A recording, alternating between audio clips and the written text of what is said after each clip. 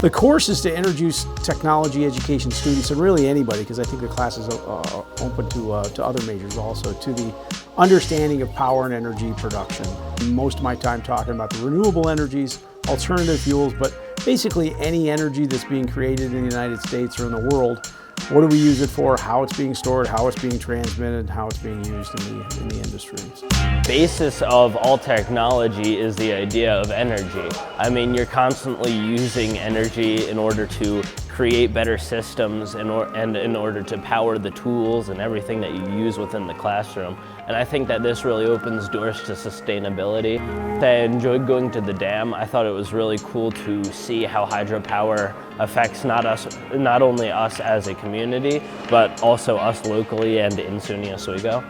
I thought it was cool how old everything was. They're still using it, and just how it's a small hydroelectric plant, and even then it was still a huge scale.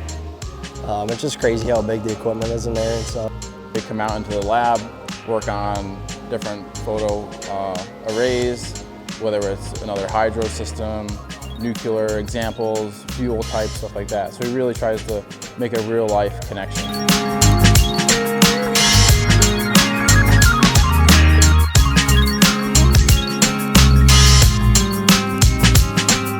The workload is fair. I mean, it's by no means easy, but it's also by no means overwhelming in comparison to everything else that you have to do within a semester. He's easy going, and I mean, if you got a reason you can't turn something in, he's gonna let you turn it in later on, whatever.